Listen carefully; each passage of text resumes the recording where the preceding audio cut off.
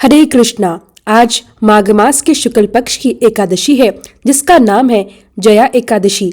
तो प्रिय श्रोताओं, आज आप सभी पापों को नाश करने वाली और मोक्ष प्रदान करने वाली पाप नाशिनी जया एकादशी व्रत की संपूर्ण कथा सुनेंगे। जया एकादशी के दिन भगवान विष्णु की पूजा करके जो भक्त उपवास रखकर व्रत की कथा का श्रवण करता है अथवा सुनता है और दूसरों को सुनाता है, उस पर सदैव भगवान विष्णु और माँ लक्ष्मी जी की कृपा बनी रहती है। आज जया एकादशी की कथा सुनाने से पहले आपको ठाकुर जी के एक भक्त की बहुत ही अद्भुत और सुंदर कथा सुनाते हैं। कथाओं को आप पूरा जरूर सुनिए। ठाकुर जी अपने भक्तों को रिझाने के लिए उनकी भक्ति से प्रसन्न होकर जाने कैसी कैसी लीलाएं करते रहते हैं। ऐसी एक लीला घटित हुई थी वृंदावन में। आप में से कौन कौन लोग वृंदावन जा चुके हैं? कितने लोगों को सौभाग्य मिल चुका है? कमेंट बॉक्स में हो सके तो जरूर बताइएगा। तो ऐसी एक लीला घटित हुई थी श्री सनातन गोस्वामी जी के सामने महावन में। उन्होंने देखा कि कुछ गोप बालक खेल रहे हैं और एक श्याम बालक श्री सनातन जी की ओर देखकर मुस्कुरा रहा है। वह उस बालक को गले लगाने के लिए दौड़ पड़े और जैसे ही उसके पास पहुंचे तो वह बालक अदृश्य हो गया। अब तो वह भाव विभोर होकर रोने लगे। इतना रोए कि रोते रोते मूर्छित होकर ही गिर पड़े।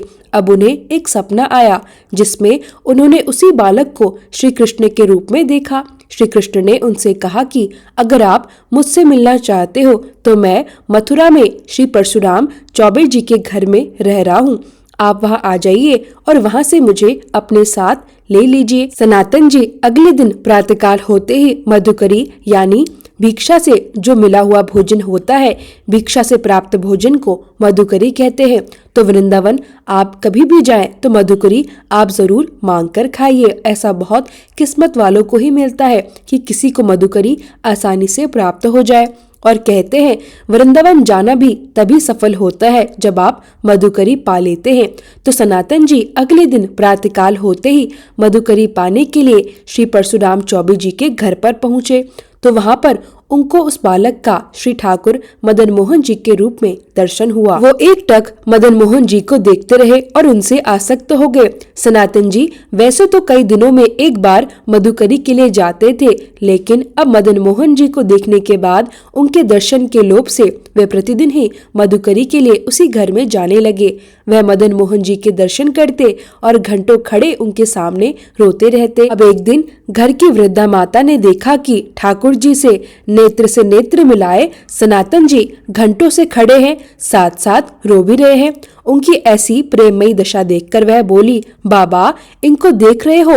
अरे इनको मत देखो, यह तो सर्वनाश कर देते हैं। मेरा बहुत बड़ा परिवार था, खूब संपत्ति थी, परंतु जब यह हमारे घर में आए तो इन्होंने आते ही सब कुछ नाश कर दिया। मेरा तो परिवार मिट गया, मेरी सारी संपत्ति चली गई, केवल मैं अकेली रह गई। तब सनातन जी ने कहा, माता जी अब आप इस चीज का परिचय मत दीजिए, मैं भी इस स्थिति को जानता हूँ, मेरी भी यही दशा हो गई है।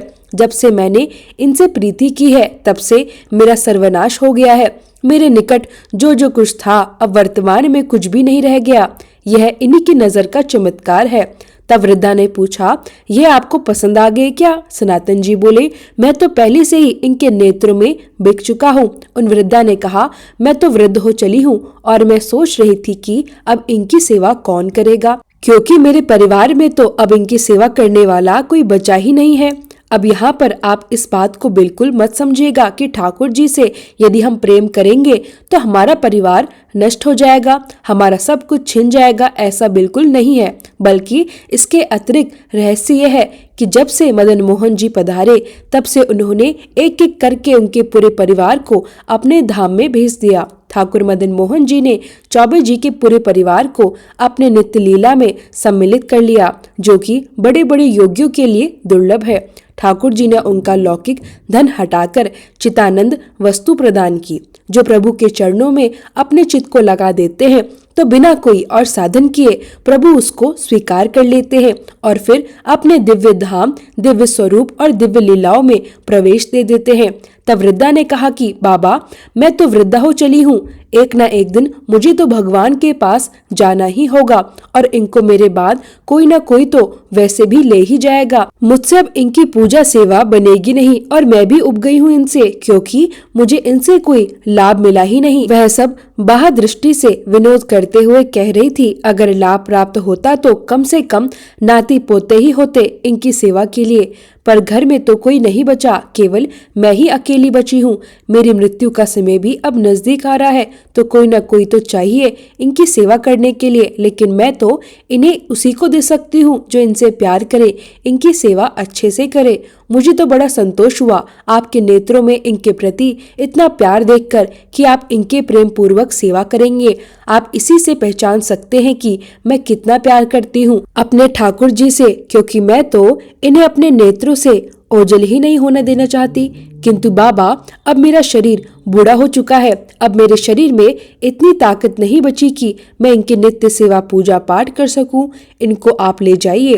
तब श्री सनातन गोस्वामी जी ने कहा कि मैया, यदि ऐसी बात है तो आप मुझे इन्हें तुरंत दे दीजिए, मैं इन्हें आज ही अपने संग ले जाऊंगा। अब तो वृद्धा माता जी ने रो रो कर ठाकुर जी को बार बार हृदय से लगाकर उन्हें श्री सनातन गोस्वामी जी को दे दिया, मानो कोई माँ अपने कलेजे का टुकड़ा अपने बेटे को किसी और को सौंप रही हो। अब तो श्री सनातन गोस्वामी जी अत्यंत प्रसन्न होकर ठाकुर मदन मोहन जी को श्रीधाम वृंदावन में ले आए। फिर उन्होंने आदित्य टीला में श्री ठाकुर मदमोहन जी महाराज को विराजमान कर दिया। वृंदावन में जिस टीले पर लाल पत्थर का मंदिर है उसे आदित्य टीला कहते हैं। अब तो सनातन जी की दिनचर्या में पेट भरने के लिए, उदर पोषण के लिए केवल मधुकरी वृत्ति यानी मांगकर भोजन पाना ही था। हफ्ते में एक दिन वह भोजन ले जाते और कई दिनों तक उसका प्रयोग करते, परंतु अब उनकी कुटिया में ठाकुर जी आ गए थे, तो अब तो श्री सनातन जी ठाकुर जी के भोग के लिए रोज रोज आटा मांग कर लाते और उसकी बाटी बनाकर फिर पहले ठाकुर जी को भोग लगाते और वही खुद भी पाते। ठाकुर जी को जब वह भोग अर्पित करते तो ठाकुर जी बड़ा बुरा मुंह बनाते, क्योंकि चौबे जी के यहाँ तो उनको मलाई रबड़ी मिलती थी और यहाँ उनको केवल सूखी बाटी मिल रही थी, फीकी बाटी जिसमें नमक भी नहीं होता था। ठाकुर जी तो कुछ भी नहीं कह पाते, केवल मुंह बनाकर रह जाते थे। अब एक दिन हिम्मत करके ठाकुर जी डरते हुए सनातन गोस्वामी जी से बोले, अब जरा यहाँ पर ध्यान से देखिए, यह है प्रेम का बल। जैसे कोई बच्चा अपने बड़ों से डरता है, वैसे ही समस्त ब्रह्मांड के मालिक ठाकुर जी डरते थे सनातन गोस्वामी जी से। तो उनसे डरते डरते कहने लगे, बाबा, यह सूखी बाटी मेरे गले से नहीं उतरती, आप ये जली हुई बाटी मुझे भोग लगाते हैं, मेरे पेट में दर्द होने लगता है और यह तो मेरे गले से नीचे नहीं उतरती, इतनी सूखी सी होती है, एकदम फीकी होती है, थोड़ा सा नमक तो डाल दिया कीजिए। श्री मदन मोहन जी के मुख से यह सुनकर सनातन जी मुस्कुराए और बोले, देखो ठाकुर जी, मुझे चैतन्य महाप्रभु ने वृंदावन में वैराग्य से रहने की आज्ञा दी है। अब मैं समझ गया, आप मुझे फिर फंसाना चाहते हैं, और वैसे भी आप तो बचपन से ही चटोरे हैं। आप कभी यशोदा मैया के द्वारा दिए हुए माखन से तृप्त ही नहीं होते थे। पहुंच जाते थे गोपियों के घर पर और वहां जाकर बाल लीला करके 10-20 घरों से माखन जब तक आप नहीं पा लेते थे तब तक आप तृप्त ही नहीं होते थे। और आज आप यह कह रहे हैं कि बाबा थोड़ा सा नमक मांग कर लाना। आज अगर मैं नमक ले आया तो फिर कल कहेंगे कि बाबा नमक तो हो गया, अगर थोड़ी घी में डुबो दो तो अच्छा होगा। और फिर मैं जब घी और नमक के साथ बाटी आपको दूंगा तो एक दिन आप तो ये कहने लगोगी कि बाबा थोड़ा मीठा मिल जाता तो बहुत अच्छा होता। ठाकुर जी, मैं इस चक्कर में भला कहाँ तक व्यवस्था करूंगा। मैं तो महाप्रभु की आज्ञा के अनुसार वैराग्य से ही रहूंगा। मेरे पास तो आपको यह सूखी बाटी ही खाने को मिलेगी, और आप ये जो मांग कर रहे हैं ना मेरे सामने, अगर आप चाहे तो खुद से अपनी मांगे पूर्ण कर लीजिए। मेरी तरफ से ये तो सारी व्यवस्थाएं नहीं होने वाली है। मैं तो पूर्ण वैरागी ही रहूंगा। मेरे पास ना आपको नमक मिलेगा, ना घी मिलेगा, ना मीठा मिलेगा। खानी है तो ये सूखी बाटी खा लो, मुझसे नहीं हो पाएंगे ये सारी व्यवस्थाएं। आप अपनी व्यवस्थाएं खुद कर लीजिए। यह बात जब ठाकुर जी ने सुनी तो कहने लगे, अच्छा, आप फिर मुझे ये आदेश दे रहे हैं ना कि मैं अपनी व्यवस्था खुद ही कर लूं। तो श्री सनातन जी बोले, हाँ, आप अपनी व्यवस्था खुद कर लीजिए, हमें इससे कोई परेशानी नहीं होगी। यह उत्तर सुनकर ठाकुर जी प्रसन्न हो गए। मन ही मन विचार करने लगे कि अब तक तो मैं केवल सूखी और फीकी बाटी ही खाया करता था, अब तो मुझे घी लगी हुई नमकीन स्वादिष्ट बाटी खाने को मिलेगी और कभी कभी मुझे मीठा भी मिल जाया करेगा। उसी समय मुलातन देशवासी रामदास कपूर जी एक विशाल नौका में तरह तरह के रत्न, सेधा नमक और काबुल के मेवा इत्यादि भरकर यमुना जी के रास्ते आगरा जा रहे थे। जब वह आदित्य टीला के समीप यमुना जी में पहुँचे तो वहां पहुँचते ही उनकी नौका फंस गई। बहुत कोशिश करने पर भी नौका वहां से नहीं निकली। नौका भला चलती कैसे? ठाकुर मदन मोहन जी यजमान को जो पटाना चाहते थे, अब तो श्री रामदास कपूर जी बड़े परेशान हो गए। क्या करे, कैसे नाव को आगे बढ़ाएं? तभी ठाकुर जी एक गोप बालक का वेश धारण करके उनके पास आए और कहने लगे, सुनो, यह नौका ऐसे नहीं निकलेगी। वहाँ उस वृक्ष के नीचे संत भगवान श्री सनातन गोस्वामी जी बैठे हैं, जरा आप वहाँ जाइए, उन्हें दंडवत कीजिए, उनसे मन्नत मांगिए, तभी आपकी नौका निकल पाएगी। अब तो रामदास जी तुरंत श्री सनातन गोस्वामी जी के पास गए। वह उस समय प्रिय प्रीतम के चिंतन में डूबे हुए थे। रामदास जी ने आकर उन्हें साष्टांग प्रणाम किया और फिर कहने लगे, मेरी रक्षा कीजिए, मैं एक व्यापारी हूँ, मेरी नाव फंस गई है। मैंने हर उपाय करके देख लिया लेकिन मेरी नाव निकल नहीं पा रही, आप कृपा कर दीजिए। मैं तो आपके पास एक ब्रजवासी बालक के कहने पर आया हूँ। जब सनातन गोस्वामी जी ने ध्यान किया तो उन्हें पता चल गया कि ठाकुर मदन मोहन जी ने ही उन्हें भेजा है।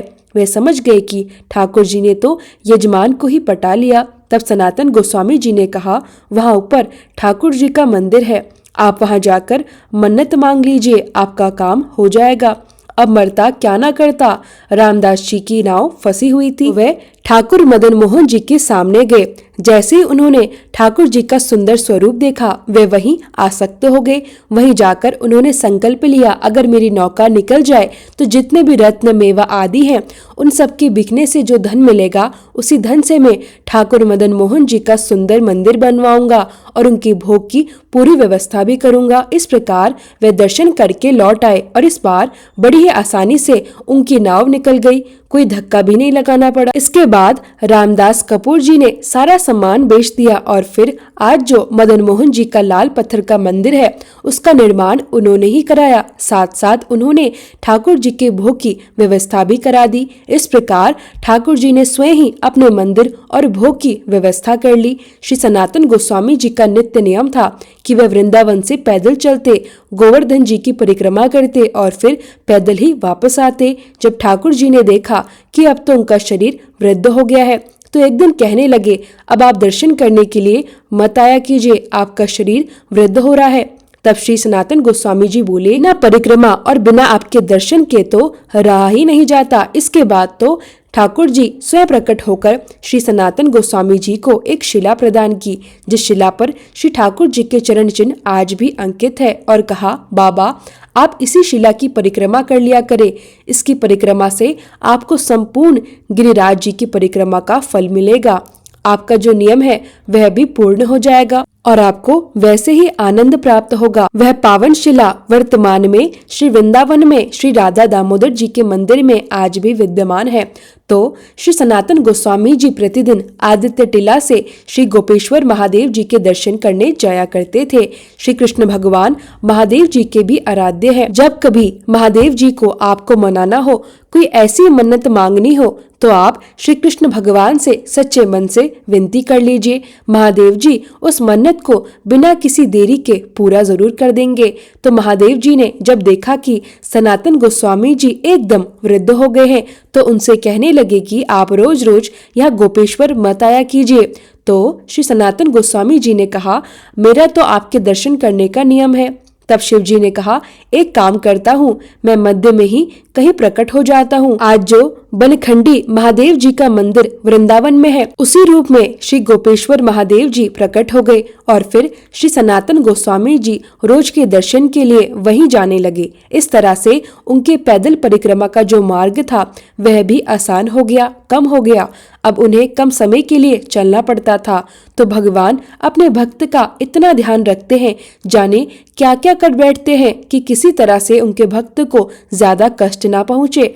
बंगाल में एक गरीब ब्राह्मण अपनी गरीबी से बहुत दुखी होकर धन प्राप्ति के लिए एक बार भगवान शंकर की आराधना करता है। अब भगवान शंकर जी प्रसन्न हो गए और उन्होंने स्वप्न में आकर उसे दर्शन दिए। फिर आदेश दिया कि श्री वृंदावन धाम में श्री सनातन गोस्वामी जी के नाम के एक महापुरुष निवास करते हैं, उनके पास पारसमणि है, वह आपको वह पारसमणि दे देंगे। अब तो वह ब्राह्मण आनंद में मग्न होकर श्री वृंदावन धाम आया और फिर श्री सनातन जी के पास गया। जब उसने श्री सनातन जी को देखा तो वह गुदड़ी और एक करवा लिए हुए थे और शरीर पर उन्होंने कोपिन पहने हुआ था। यह देखकर उसके मन में बड़ी घोर निराशा हुई कि जो खुद ऐसी गरीबी में जी रहे हैं वह भला पारसमणि कहाँ से लाकर देंगे। अगर उनके पास पारसमणि होती तो क्या वह खुद इस दयनीय स्थिति में होते। फिर उसने सोचा भगवान शंकर ने कहा है और भगवान शंकर के वचन तो झूठे नहीं हो सकते। तो वह एक बार हिम्मत बटोर कर उनके पास गया। जाकर उन्हें प्रणाम किया। सनातन जी ने ब्राह्मण से पूछा, आप किस उद्देश्य से आए हैं। तो उसने कहा, मुझे भगवान शंकर ने भेजा है। उन्होंने कहा है कि आपके पास पारसमणि है, अगर सचमुच ऐसा है तो आप मुझे वह प्रदान कर दीजिए। सनातन जी ने कहा, मैंने उसे कभी छुआ तो नहीं, वह मेरे पास भी नहीं है। हाँ, एक दिन मैं यमुना स्नान करने जा रहा था तो वह मेरे पैर से टकरा गई तो मैंने उसे वहीं रेत में ढक दिया। तब ब्राह्मण ने कहा, क्या आप कृपया करके चलकर मुझे बता सकते हैं कि वह पारसमणि कहाँ पर है। तब श्री सनातन गोस्वामी जी ब्राह्मण को एक जगह लेकर गए और बोले, इसी जगह पर पारसमणि है, आप रेत हटाइए तो आपको दिख जाएगी। अब जैसे ही ब्राह्मण ने वहां से रेत हटाई तो थोड़ी ही देर में चमकती हुई पारसमणि उसे मिल गई। अब पारसमणि मिली तो ब्राह्मण के मन में शंका पैदा हुई। उसने सोचा, परीक्षा करके देखूं कोई चमकदार पत्थर है या सच में पारसमणि। तो उसने एक लोहे की कील पर पारसमणि का स्पर्श कराया, वह तत्काल सोने की हो गई। अब तो उसका मन बड़ा प्रसन्न हुआ कि भगवान शंकर जी का वरदान सत्य निकला। परंतु फिर उसके मन में विचार आया, ये कैसे संत है जिन्होंने इतनी कीमती वस्तु को अपने से इतनी दूर रखा। तो उसने सीधे सीधे यह प्रश्न श्री सनातन जी से पूछ लिया। प्रश्न सुनकर श्री सनातन गोस्वामी जी ने कहा, इस पारसमणि में बहुत दुर्गुण है, न जाने कितनी मलिनताएं इसमें छुपी हुई है। जब धन बढ़ेगा तो अहंकार बढ़ेगा, दोष बढ़ेंगे, भगवान चिंतन छूटेगा। बहुत सारे दोष हैं इसमें और इसका रजोगुण कहीं मुझ पर प्रभाव न डाल दे, किसी भी तरह से मेरे भजन में विक्षेप न डाले, इसलिए मैंने इसे अपने से बहुत दूर रखा है। मेरे लिए यह किसी साधारण पत्थर से अधिक कुछ भी नहीं है, क्योंकि मेरे पास जो मणि है उस मणि के सामने यह मणि कुछ भी नहीं है। यह सुनकर ब्राह्मण बोला, महाराज आपके पास कौन सी मणि है। तो श्री सनातन जी बोले, इंद्रनील मणि, श्याम मनोहर श्री लाल बिहारी श्याम सुंदर रूपी मणि हमारे पास है। यह सुनते ही ब्राह्मण ने तत्काल श्री सनातन गोस्वामी जी के चरणों में प्रणाम किया और फिर कहा, महाराज फिर आप ऐसी अपवित्र मणि हमें क्यों दे रहे हैं। अब आप मुझ पर कृपा करें और वही मणि मुझे भी दे दीजिए जो आपके पास है। तब श्री सनातन जी ने कहा, तो फिर इस मणि को यमुना जी में फेंक दीजिए और यमुना जी में स्नान करके आइए। आप श्री कृष्ण के प्रेम के अधिकारी हैं, क्योंकि आपके ऊपर भगवान शिव की विशेष कृपा हुई है। आपको उन्होंने पारसमणि लेने के लिए नहीं भेजा था, भेजा तो इसी इंद्रनील मणि श्याम मनोहर के लिए था। परंतु यह सब इसलिए हुआ ताकि आपको स्वयं पर विश्वास हो जाए, आपकी समझ में आ जाए कि पारसमणि को भी त्यागने का जो सामर्थ्य है वह केवल श्री श्याम सुंदर के चरणों के अनुराग में ही होता है। और इसी कारण से प्रभु ने ये सारी लीला करवाई है। अतः जाइए यमुना जी में स्नान करके आइए और इस पारसमणि को यमुना जी में फेंक दीजिए। श्री सनातन गोस्वामी जी ने उन्हें दीक्षा दी, उन्हें भगवत संबंध से युक्त किया और वे निरंतर वृंदावन धाम में वास करते हुए भगवत चिंतन करते हुए एक दिन भगवत धाम को प्राप्त हो गए। तो यह थी भगवान की अनुपम लीला। सभी मिलकर प्रेम से बोलिए श्री सनातन गोस्वामी जी की जय।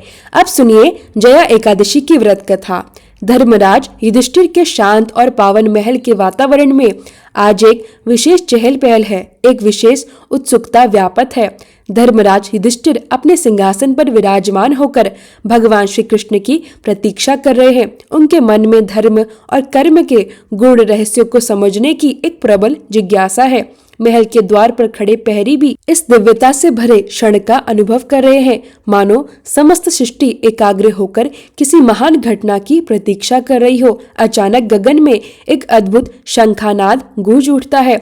एक स्वर्णिम रथ जो सूर्य से प्रकाश से भी अधिक तेजस्वी प्रतीत हो रहा है, आकाश मार्ग से महल की ओर बढ़ रहा है। उस दिव्य रथ पर भगवान श्री कृष्ण अपनी अनुपम मुस्कान और दिव्य आभा के साथ विराजमान है। जैसे ही रथ धर्म महल के प्रांगण में प्रवेश करता है, पूरा वातावरण भक्ति और आनंद से भर जाता है। युधिष्ठिर महाराज श्रद्धा से उठकर भगवान के स्वागत के लिए आगे बढ़ते हैं। भगवान श्री कृष्ण रथ से उतरकर धर्मराज के समक्ष आते हैं और अपने स्नेहपूर्ण वचनों से उन्हें आशीर्वाद प्रदान करते हैं। अब यह दिव्य मिलन जया एकादशी की कथा और महिमा को उजागर करने का आरंभ होता है।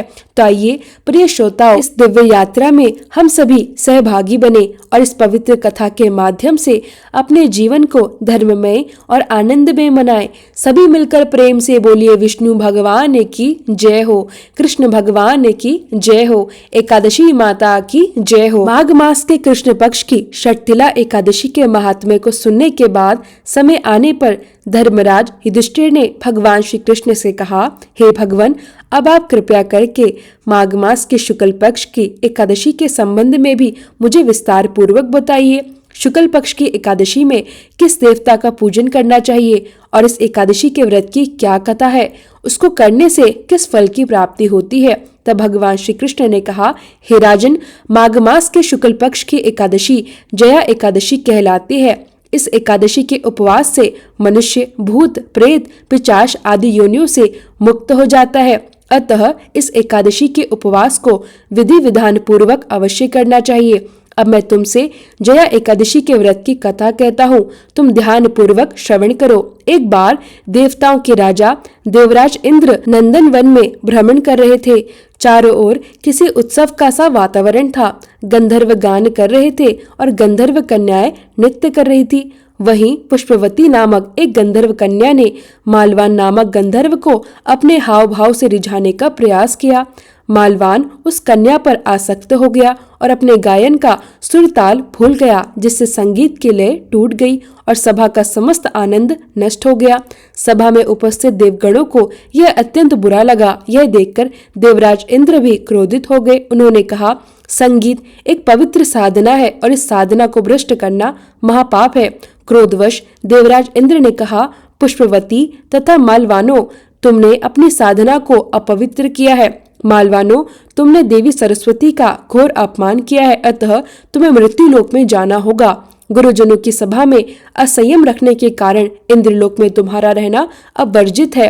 अब तुम अधम पिशाच योनि को प्राप्त होंगे।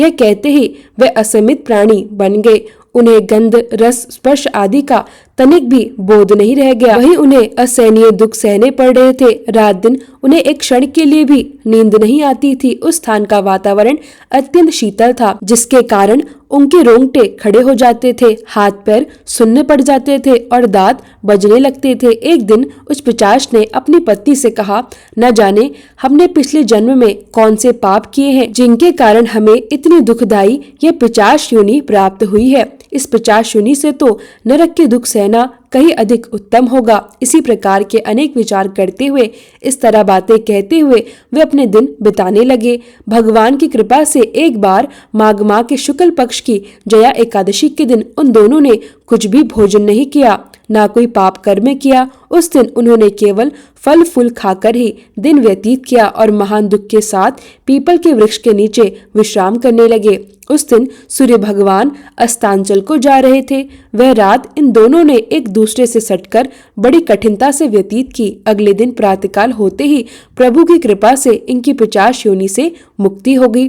पुनः उन्होंने अपनी अत्यंत सुंदर अप्सरा और गंधर्व की देह धारण की। सुंदर वस्त्रों और आभूषणों से अलंकृत होकर दोनों स्वर्गलोक को चले गए। उस समय आकाश में देवगण तथा गंधर्व इनकी स्तुति करने लगे। फिर नागलोक में जाकर इन दोनों ने देवेंद्र को दंडवत प्रणाम किया। देवेंद्र को भी उन्हें उनके दिव्य रूप में देखकर महान आश्चर्य हुआ। तब उन्होंने पूछा, तुम्हें पिशाच योनि से किस प्रकार मुक्ति मिली? उसका पूरा वृत्तांत मुझे भी सुनाओ। देवराज इंद्र की बात सुनकर मालवानों की पिशाच योनि से मुक्ति का पूरा वर्णन किया गया।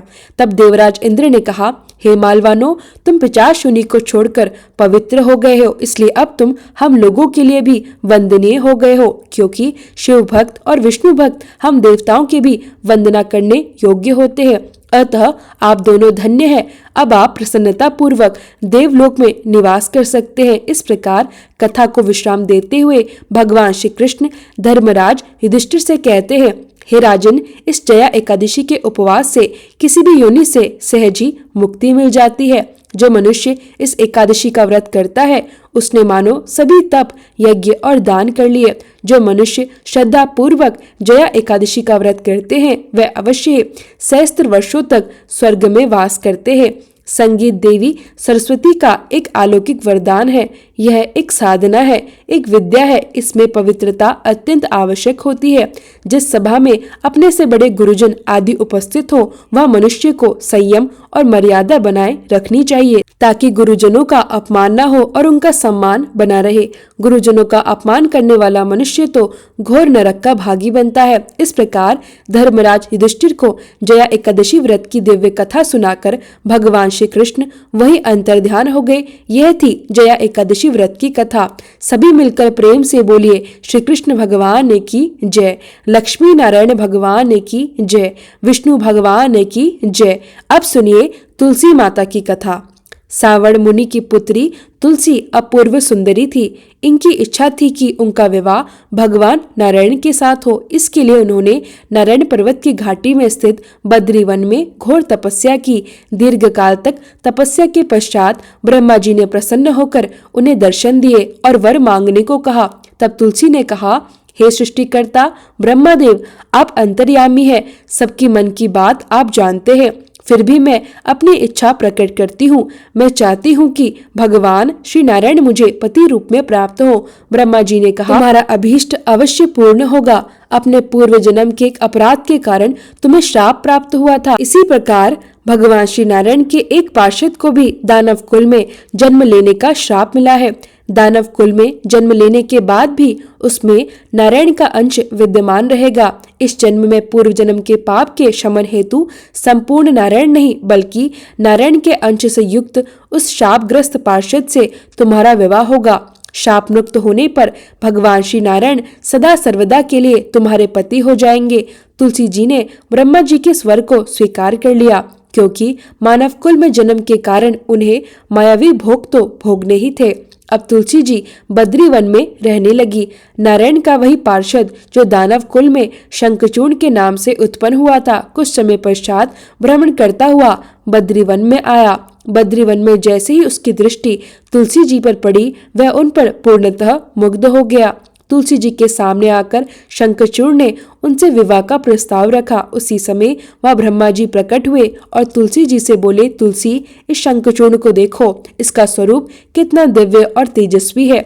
दानव कुल में जन्म लेने के बाद भी ऐसा प्रतीत होता है मानो इसके शरीर में स्वयं नारायण का वास हो। तुम इसके प्रस्ताव को सहज भाव से स्वीकार कर लो। ब्रह्मा जी की वाणी सुनकर तुलसी जी को भी ऐसा अनुभव हुआ कि उनकी तपस्या अब पूर्ण हो चुकी है। उन्हें लगा कि उन्हें उनके तप का इच्छित फल प्राप्त हो गया है। इस प्रकार तुलसी जी और शंखचूर्ण का गंधर्व विवाह संपन्न हुआ। विवाह के पश्चात तुलसी जी शंखचूर्ण की पत्नी बनकर उसके महल में आ गई। शंखचूर्ण ने अपनी परम सुंदरी सती साध्वी पत्नी तुलसी जी के साथ बहुत लंबे समय तक राज्य किया। उसने अपने राज्य का इतना अधिकार विस्तार कर लिया कि उसका अधिकार देवलोक तक फैल गया। स्वर्ग का सुख भोगने वाले देवताओं की स्थिति अब दयनीय हो गई। हालांकि शंखचूर्ण किसी को कष्ट नहीं देता था, परंतु उनका राज्य और अधिकार छिन जाने के कारण सभी देवता अत्यंत व्याकुल हो उठे। अतः सभी देवता मिलकर श्री ब्रह्मा, श्री विष्णु और भगवान शिव की सभा में पहुंचे और अपनी विपत्ति का वर्णन किया। तब ब्रह्मा जी बोले, तुलसी परम साध्वी है, उनका विवाह शंखचूर्ण से मैंने स्वयं कराया था। शंखचूर्ण को तब तक ना तो हराया जा सकता है और ना ही मारा जा सकता है जब तक तुलसी को छलपूर्वक विचलित न किया जाए। तब श्री विष्णु बोले, शंखचूर्ण पूर्व जन्म में मेरा ही पार्षद था। एक श्राप के कारण उसे दैत्य कुल में जन्म लेना पड़ा। इसी जन्म में भी मेरा अंश उसमें व्यापत है। साथ ही तुलसी के पतिव्रत धर्म के कारण वह अजय बना हुआ है। देवताओं की सहमति से भगवान शिव ने शंखचूर्ण के पास संदेश भिजवाया कि या तो वह देवताओं का राज्य उन्हें लौटा दे या फिर देवताओं के साथ युद्ध करने के लिए तैयार हो जाए। शिव जी का संदेश पाकर शंखचूर्ण स्वयं भगवान शंकर के पास पहुंचा। शंखचूर्ण ने भगवान शंकर से कहा, देवादिदेव, आपके लिए देवताओं का पक्ष लेना उचित नहीं है। राज्य का विस्तार करना तो प्रत्येक राजा का कर्तव्य होता है और मैं किसी को कष्ट भी नहीं पहुंचा रहा हूँ। आप देवताओं से कहिए कि वे मेरी प्रजा बनकर रहे। मैंने आपका भी कभी कोई अपकार नहीं किया है। हमारा आपका युद्ध शोभा नहीं देता और यदि इस युद्ध में आप हार गए तो यह अत्यंत लज्जा की बात होगी और यदि मैं हार गया तो आपकी कीर्ति में भी कोई विशेष वृद्धि नहीं होगी। शंखचूर्ण की यह बातें सुनकर भगवान शंकर मुस्कुरा उठे। वे तो सब रहस्यों को जानते थे। तुलसी और शंखचूर्ण के पूर्व जन्म के श्राप की अवधि अब लगभग पूर्ण होने वाली थी। भगवान शंकर बोले, शंखचूर्ण, इसमें कीर्ति और लज्जा की कोई बात नहीं है। तुम देवताओं का राज्य उन्हें लौटा दो और उन्हें उनके पद पर पुनः प्रतिष्ठित होने दो। युद्ध से बचने का यही एकमात्र उपाय है। तब शंखचूर्ण ने दृढ़ स्वर में कहा, मैंने देवलोक को युद्ध के बल पर जीता है और कोई भी उसे केवल युद्ध के द्वारा ही मुझसे वापस ले सकता है। यही मेरा अंतिम निर्णय है। मैं जा रहा हूँ। ऐसा कहकर शंखचूर्ण वहां से चला गया। वह अपने राजमहल में लौट आया और अपनी पत्नी तुलसी जी को सारी बातें बता दी। अंत में शंखचूर्ण ने कहा, कर्म और भोग सब काल सूत्र में बंधे हुए हैं। जीवन में हर्ष शोक, भय सुख, दुख सुख, अमंगल मंगल सब कुछ काल के अधीन है। हम तो केवल निमित्त है। संभव है कि भगवान शिव दोनों का पक्ष लेकर मुझसे युद्ध करे। तुम चिंता मत करना, तुम्हारा सती तेज मेरी रक्षा करेगा। और फिर दूसरे ही दिन भगवान शंकर के नेतृत्व में देवताओं ने युद्ध छेड़ दिया। शंखचूर्ण ने भीषण वाणों की वर्षा करके उनका वेग रोका। उसके प्रहार से देवता डगमगाने लगे। फिर उसने दानवी शक्ति का प्रयोग करके मायावी युद्ध आरंभ कर दिया। युद्ध स्थल पर वह कभी किसी को दिखाई नहीं देता था, पर उसके अस्त्र शस्त्र प्रहार कर देवों को घायल कर रहे थे। देवगण अपने अस्त्र चलाए भी तो किस पर चलाए, क्योंकि कोई शत्रु सामने था ही नहीं। कई दिनों तक इस प्रकार भयंकर युद्ध चलता रहा, पर शंखचूर्ण पराजित नहीं हुआ। तब भगवान शिव ने श्री विष्णु से कहा, हे हरि, कुछ उपाय करो, अन्यथा मेरा तो सारा यश मिट्टी में मिल जाएगा। भगवान श्री विष्णु ने विचार किया, बल से तो शंखचूर्ण को हराया नहीं जा सकता, इसलिए अब छल का सहारा लेना पड़ेगा। उन्होंने तुरंत अपना स्वरूप शंखचूर्ण जैसा बना लिया। अस्त्र शस्त्र से सुसज्जित होकर वह महल में तुलसी जी के पास आए और बोले, प्रिय, मैं युद्ध जीत गया। सारे देवता भगवान शंकर समेत हार गए। इस खुशी में आओ, मैं तुम्हें अंक से लगा लूं। पति को प्रत्यक्ष खड़ा देख और विजय का समाचार सुनकर तुलसी जी दौड़कर मायावी शंखचूर्ण के गले से लिपट गई। इस प्रकार पति पत्नी दोनों ने आलिंगन होकर खूब आनंद मनाया। इधर पराये पुरुष के साथ इस प्रकार के व्यवहार से तुलसी का सती तेज नष्ट हो गया। उनका सती तेज जो शंखचूर्ण की कवच के रूप में रक्षा कर रहा था, वह कवच नष्ट हो गया। अब युद्ध के मैदान में इधर शंखचूर्ण शक्तिहीन हो गया। यह जानते ही भगवान शंकर ने अपने त्रिशूल से उस पर प्रहार कर दिया। त्रिशूल के लगते ही शंखचूर्ण जलकर भस्म हो गया। शंखचूर्ण के मरने का समाचार जानकर अब श्री विष्णु अपने असली स्वरूप में आ गए। सामने अपने पति शंखचूर्ण के स्थान पर भगवान विष्णु को खड़ा देखकर तुलसी जी बहुत आश्चर्यचकित हो गई।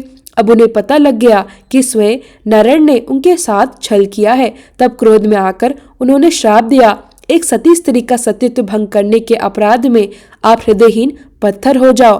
तब भगवान श्री विष्णु ने तुलसी जी के श्राप को शिरोधार्य करते हुए कहा, देवी, तुम्हारे और शंखचूर्ण के कल्याण के लिए ही मुझे ऐसा करना पड़ा। तुम दोनों को शाप मुक्त करना था। तुम भी अब शरीर त्याग कर तुलसी बिरवा के रूप में जन्म लोगी और मेरी पूजा तुलसी दल से होगी। मैं शालिग्राम पत्थर बनूंगा। मेरे शीश पर तुम सदैव आदर से विराजमान रहोगी। तुम्हारे पति की हड्डियों के चूर्ण से शंख की उत्पत्ति होगी। उस शंख की ध्वनि से देवताओं और मेरी पूजा आराधना होगी। जहाँ शंख ध्वनि होगी वह सदैव मैं मंगल में विराजमान रहूंगा। तुमने पूर्व जन्म में बद्री वन में मुझे पाने के लिए बड़ी कठिन तपस्या की थी। अब अगले जन्म में मैं नारायण प्रस्तर के रूप में बद्रीनाथ वन में स्थापित होऊंगा और मेरी पूजा अर्चना फल फूल से नहीं तुम्हारे तुलसी दल से होगी। मेरे शीश पर विराजमान होकर तुम मुझसे भी ऊंचा पद प्राप्त करोगी और मेरा भोग भी तुम्हारे बिना स्वीकार नहीं होगा। प्रेम से बोलिए तुलसी महारानी की जय। श्री विष्णु भगवान की जय।